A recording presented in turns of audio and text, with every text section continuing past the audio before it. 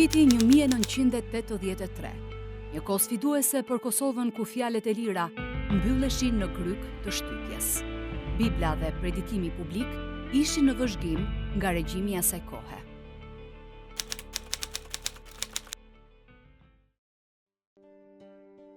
Në një ditë të zakonshme nëntori, dikush guxoi të blinte një tokë në rrugën Robert Gajdiku në Prishtinë. Një nga misionarët amerikan, David Neighbor, që kishte ardhur në Kosovë, së bashku me Nik Krasniqi dhe vëllain e tij Antonin, u bën bashk dhe nisën punën për blerjen e tokës. Between 82 and 85, while we lived in Kosovo, we lived up on Tashliqe, and I would meet several times a week with Nik and some of his friends, Anton and some of his friends. On the weekends, we'd visit family members and share the gospel. And during that time, we came quickly to the solution that the only way that we were going to be able to legalize ourselves was we needed to acquire property. Vllau amerikan, misionari amerikan, kishte dëshirë për ta blerë mi ndërtesë një vend ku mund të bashkoheshim në lutje në leximin e Biblës. Edhe bashkë me të, shëtitnim endeshim në Prishtinë dhe pyesim për shtëpia. Nik Krasniqi kishte kryer shërbimin ushtarak në Kroaci. Ai kishte dëgjuar për Jezusin që kur ishte në Kosovë, por ende nuk kishte ndodhur takimi vërtet me Jezusin. Një ditë, shpreha dëshirën, pyeta veten time, si mund ta njoh Jezusin? Ku mund ta takoj? Një nga shokët e tij e fton në takimin e një kishe në Kroaci dhe aty nis ndryshimi. Atë notë në pava një ëndër, vizion. Në atë ëndër një dritë e fuqishme që rezidile që depërta në përne edhe përshëndrite. Edhe një zonë në ëndër tha, kjo është drita e Zotit. Toka e blerë shënoi fillimin e një etape të re për besimin protestant në Kosovë. Edhe shtëpia ishte aty, një shtëpi e banimit, edhe se pova, thash me vetën time, kjo është lokali për kishën që ne po kërkojmë. E kush do ta besonte se kjo shtëpi, e vetmja që ndriçonte atëherë, do të kthehej në një dritë për kombin. Pikërisht në tokën e kësaj shtëpie, do të niste puna për ndërtimin e shtëpisë së Zotit.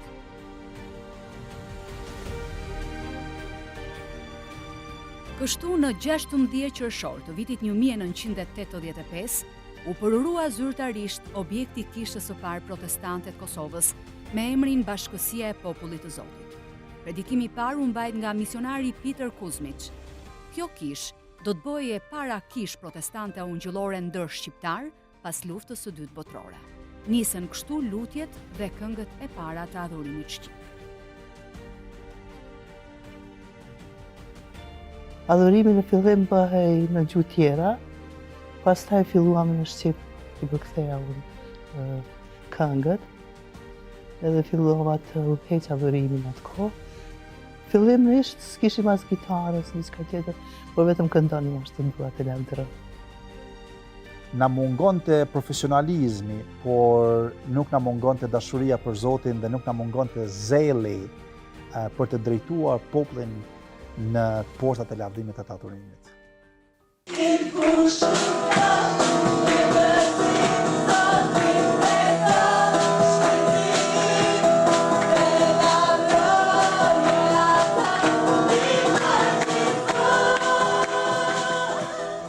Në vitin 1988, Anton Krasniqi, vëllai i vogël i Nikës, mori drejtimin e kishës, duke u bërë kështu i pari pastor shqiptar pas luftës së dytë botërore.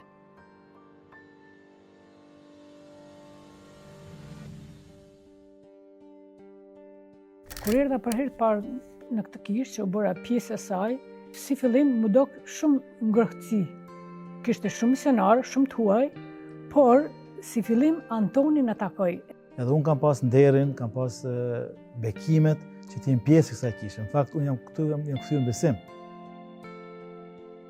Ndërmjet viteve 1985-89, numëroheshin mbi 40 misionar të huaj në Kosovë. Mandej fillon misionarët kom pas kohë vinin në vizitë.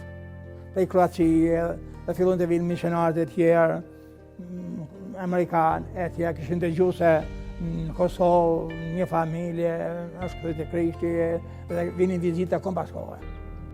Pikërisht në këtë kohë autoritetet jugoslave dhanë ultimatum që të gjithë misionarët e huaj të largoheshin nga Kosova. Pastaj takimet e burrave janë bajt në shtëpinë tonë. Ashtu takim modest, takime të vogla me peripeci të ndryshme. Kishim frikë nga politika, gjëra të tjera, por mblidheshim çdo të shtunë. Misionarët duhej të largoheshin, por fjalët e Biblës kush mund t'i ndalte. Drita e kësaj kishe në këtë lagje të Prishtinës po ndriçonte si një projektor.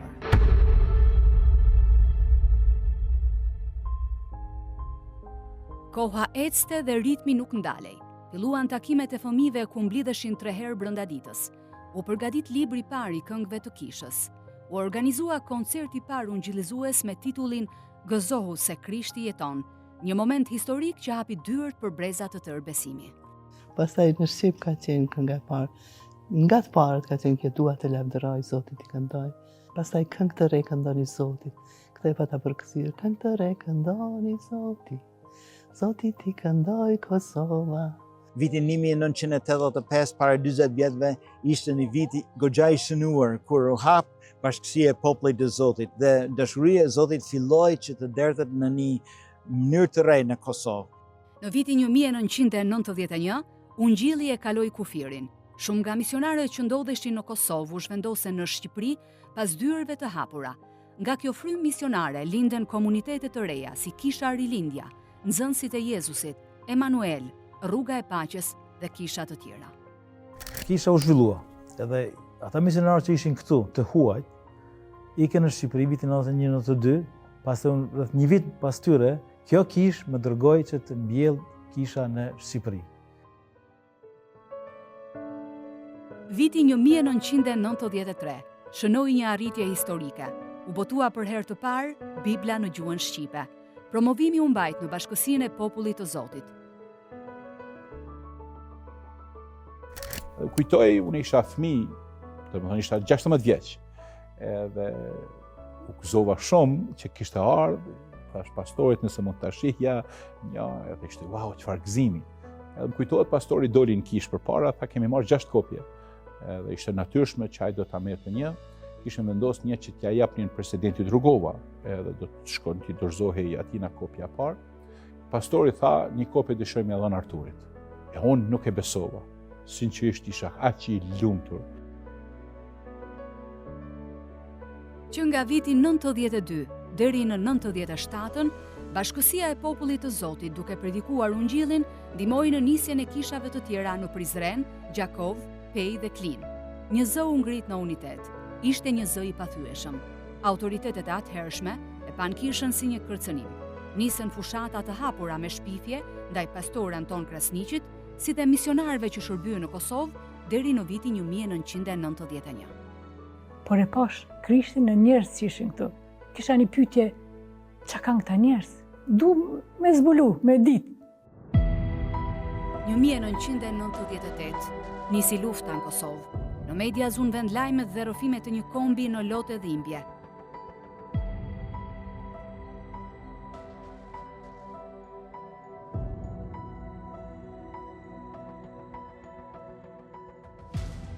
Kujtoj atë kohë, unë u kapa prej forcave serbe, isha sjell për të ekzekutuar bashkë me një vëlla tjetër të kishës. Kam qëndruar aty në pushtet për muri, për pritë radhën më vra, edhe ishte një moment shumë i rëndë, shumë i vështirë. Edhe gjithmonë kur i kujton atë kohë, patjetër për mua ishte qartë se këtu ishte fundi i jetës. Në kulmin e një lufte mizore nga serbët që po e shkatronte Kosovën, Bashkësia e Popullit të Zotit ndonse e vogël, gjeti forcën për të ngritur zërin e saj. Dërguan thirrje urgjente për lutje në përbot dhe e shpallën 31 janarin e vitit 1999, ditë lutje dhe agjerimi për Kosovë. Por vendosa me qëndru Kosovë. Edhe vendosa me qëndru gjatë luftës në Kosovë. Ato përjetimet asaj luftës, të refugjatëve, njerëzve që po vunin, dhimbjes të madhe, vrasjes njerëzve që ndodhet në rrugëve të qoshëve të Prishtinës, vendosin një farë lloj dashurie të madhe për këtë popull.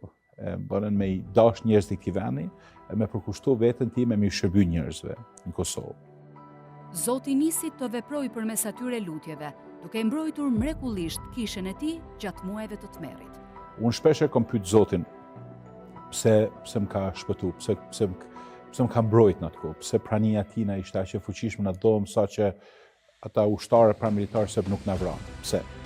Edhe s'kam asnjë përgjigje veç faktit që besoj që unë mbijetova, Zoti më shpëtoi për më tregu besnikrinë e tina, sa i mrekullueshëm ai është. Dhe në një farë mënyrë kjo më vendosi një lloj përgjegjësie në zemër me i shërby Zotit gjithë jetën time.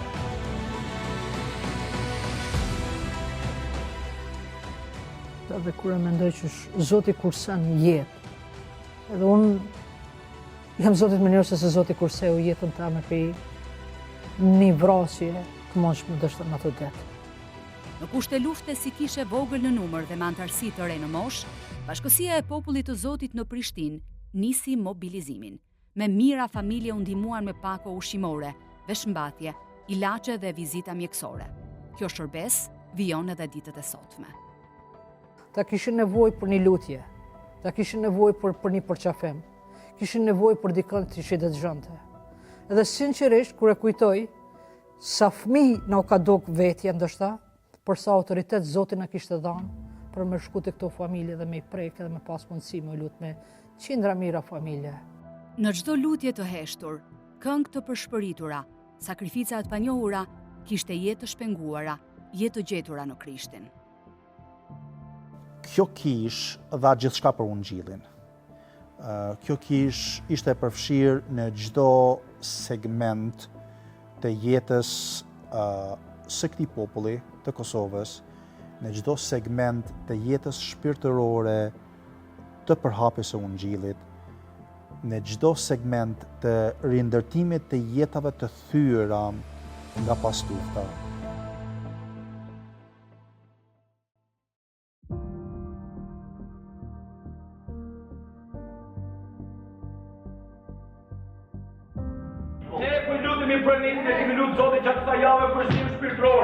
We have trusted God for a spiritual revival during this time. And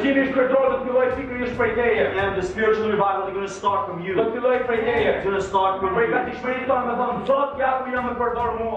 Në vitin 2000, drejtimin e kishës si pastor e merr zyrtarisht nipi Antonit, Artur Krasniqi, që ishte edhe djali i Nikës, besimtari të parë ungjillor në Kosovë.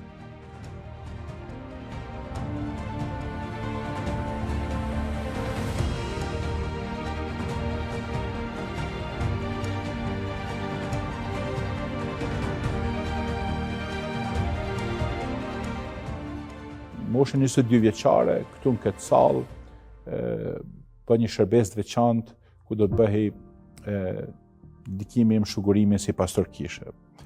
Babi im ishte po ashtu prezent, dhe patjetër që e dija që po ndodhte, e dija që po bësha pastor, por sinqerisht mendova që as nuk e meritoja, shqetësimi im ishte që shko me përdiku në dilën tash. Një udhtim i jashtëzakonshëm besimi i kësaj familje dhe jo vetëm.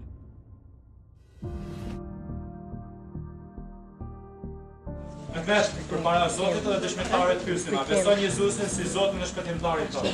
Po, besoj Jezusin si Zotin dhe shpëtimtarin tonë. Në bazë dëshmisë sate dhe urdhit Jezusit, ne të pakësojmë në emër të Atit, të Birit e të Frymës së Shenjtë. Ishte mora një farë mënyre këtë përgjësi me një frikë të madhe ndaj Zotit, por edhe me një lloj mbështetje të madhe në njerëz përreth. Edhe besova që shiko, unë mund të kujdesem për disa gjana këtu përreth, edhe ndoshta Zoti ka dikon tjetër më të mirë. Zoti më dha mundësinë që për shumë vite që t'jem pjesë të shërbej kishës, të shërbej vëllezërve e motra këtu, në shërbesin e adhurimit, në shërbesin e predikimit të fjalës, në shërbesin pastorale, dhe po ashtu sigurisht për shkak të punës pionjere në cilën ndodhej Kosova në shërbesin e gjithçkaje. Gjithashtu në vitin 2000, një nga misionet më të mëdha pas luftës në Kosovë ishte shpërndarja e revistës Libri i Shpresës për fëmijë dhe adoleshent në çdo shkollë fillore dhe të mesme, dhe përmbajtje edukative shoqërore e biblike. Kjo fushat u mbështet dhe u përshëndet nga vetë presidenti amerikan i atëhershëm Bill Clinton.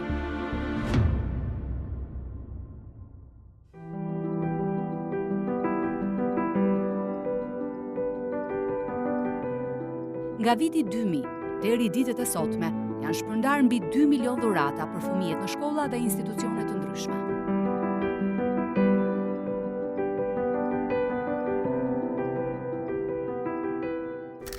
Wow, 2 milion dhurata.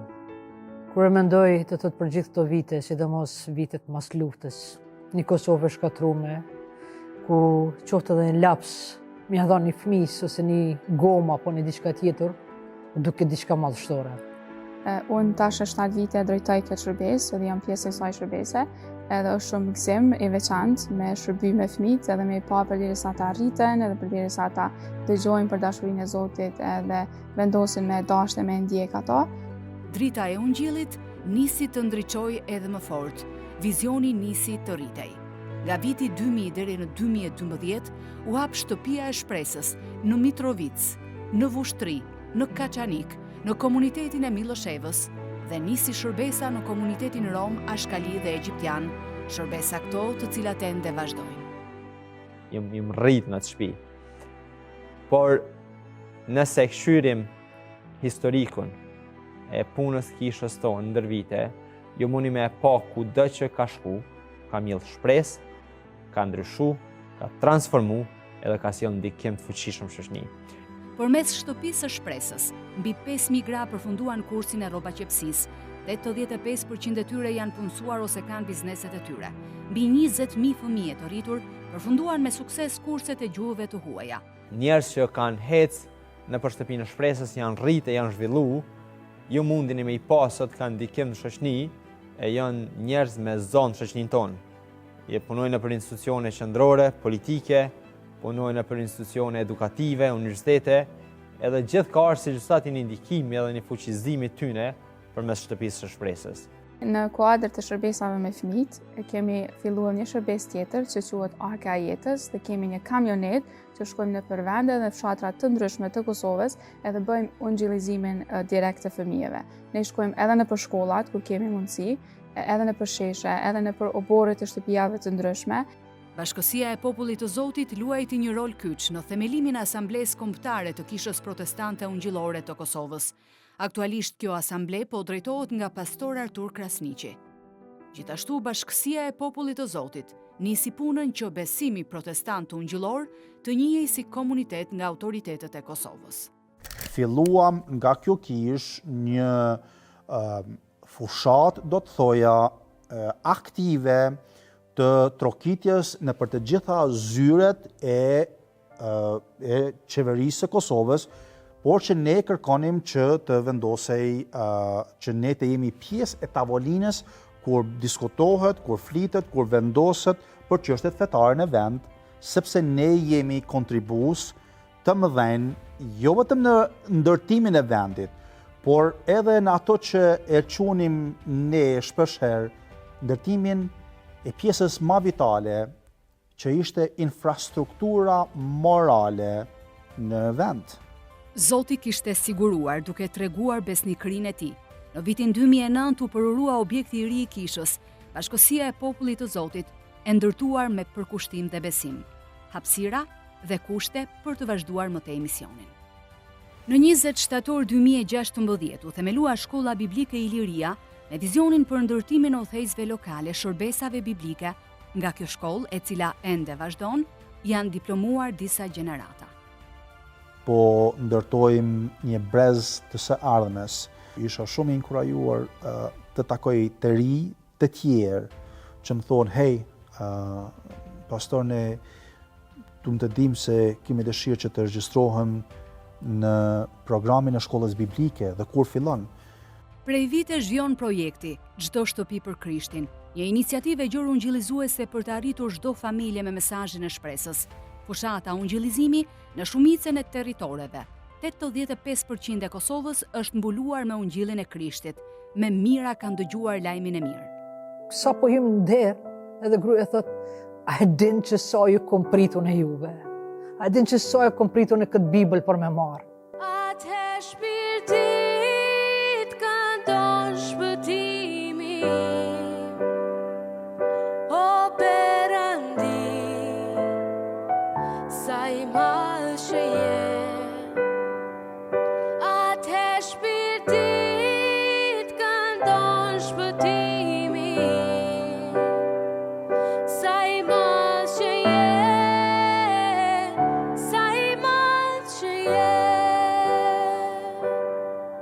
bo me gëzim e me pa durim pres me pa çka Zoti ka për kishën e tina në Kosovë. Unë besoj fuqishëm që prenia ka një plan të mrekullueshëm për këtë popull. Unë besoj fuqishëm se Zoti do ta përdor kishën e tina në Kosovë për një ardhmë të mrekullueshme. Kjo kishë i ka rënjët e thella në Jezu Krishtin, por në fakt është një dritë e madhe për Prishtinën edhe për këtë Kosovën. Qëllimi i kishës tonë asnjëherë nuk ka qenë veç me mbjellë veç farën e ungjillit. Çdo herë qëllimi jon ka qenë kudo që shkojmë pas mundësi me sjell transformim. Qasja jon në shërbes ka qenë me ndryshu gjeneratën, jo me ndryshu veç individin. Ëndra ime për këtë kishë është që kjo të vazhdoj në këtë hapa, që kjo të vazhdoj në këtë drejtim. Unë jam i vetëdijshëm për sfidat që kombi joni ka. Jam i vetëdijshëm për problemet që Kosova ballafaqohet për çdo ditë. Po unë besoj me gjithë zemrën time që kisha e Jezus Krishtit është vetëm një shpresë për këtë popull.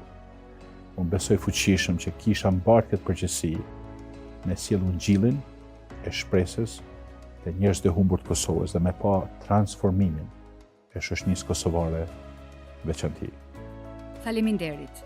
Asgjë nuk do të kishte kuptim pa ata që ecën bashkë me ne. Mirënjohje për të gjithë ju që dhat kohën, zemrën dhe lutjet tuaja. Kështu që sot ku shikoj mbrapa shërbesën këtë kishë për këto vite, unë përpos një mëshirës prenis, ja dedikoj patjetër burrave e grave, djemë e vajzave që kanë shërbyr me besnikëri bashkë me mua gjatë gjithë këtyre viteve. E jam mirënjohës Zotit për zemrën e tyre, për përkushtimin e tyre, edhe për besnikërinë e tyre. Zoti Jezus ka lënë gjurmët e tij në këtë histori 40 vjeçare. Puna e kësaj kishe është vula e dashurisë së Zotit për këtë tokë.